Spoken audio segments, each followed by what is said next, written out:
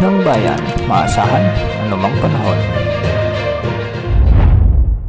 Magandang oras po sa ating lahat. Narito na ang update sa lagay ng ating panahon ngayon at sa magiging lagay ng panahon sa susunod na 24 oras. Sa kasalukuyan ay muling umiiral ang shear line o yung banggaan na malamig at mainit na hangin dahil sa muling pag-iral ng northeast monsoon sa may northern Luzon. Samantala, easterlies naman ang makakaapekto sa ilang bahagi ng ating bansa. Dahil nga sa umiiral na shear line ay asahan ang maulap na papawirin na may mga kalatla na pagulan at isolated thunderstorms sa may mainland Cagayan, sa may Isabela, Nueva Vizcaya, Quirino, Apayao, Kalinga Mountain Province, sa may Ifugao, Aurora at Quezon Province. Pinag-iingat natin ang ating mga kababayan dito dahil posible ang banta ng mga biglang pagbaha o pagguho ng lupa lalo na kung may mga katamtaman hanggang sa minsan ay malalakas na pag-ulan.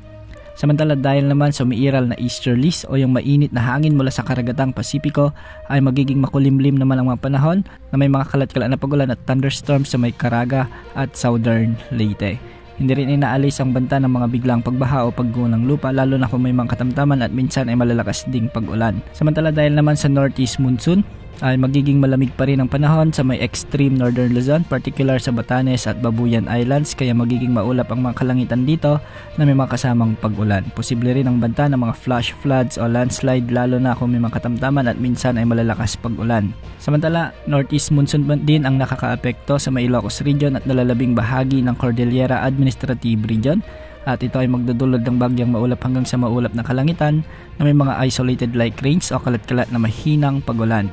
Samantala sa Metro Manila at nalalabing bahagi naman ng ating bansa ay easterlies ang magdudulot ng bagyang maulap hanggang sa maulap na kalangitan na may mga isolated rain showers and thunderstorms. Sa mga lugar dito ay makakaranas ng maalinsangang panahon o di ka naman ay mainit na panahon dulot ng easterlies. Posible pa rin ang banta ng mga flash floods o biglang pagbaha o pagguho ng lupa lalo na kung may mga severe thunderstorms. Ngayong araw na itala ang ilan sa mga pinakamataas na heat index sa maraming lugar sa ating bansa, particular sa may Dagupan City, Pangasinan na umabot ng 44 degrees Celsius, sa may Verac, Catanduanes na umabot sa 43 degrees Celsius, samantalang sa Tacloban City sa may Leyte ay umabot naman sa 42 degrees Celsius. Bukas, asaan pa rin ang patuloy na pagtaas ng temperatura dahil sa papalapit o pag-transition ng ating panahon patungo sa tag-init. Bukas posible pa rin ang 42 degrees Celsius sa may Dagupan City, Pangasinan at 42 degrees Celsius pa rin sa araw ng linggo sa nasabing lalawigan. Narito naman ang lagay ng mga pag-alon sa ating mga karagatan. Ang mga baybayin sa Northern Luzon ay posibleng umabot ang mga pag-alon hanggang 4.5 meters, samantalang sa baybayin ng Central Luzon ay posibleng umabot ang mga pag-alon hanggang 2.8 meters at sa nalalabing baybayin ng bansa ay posibleng umabot ang mga pag-alon hanggang 2.5 meters. Yan ang update sa lagay ng panahon.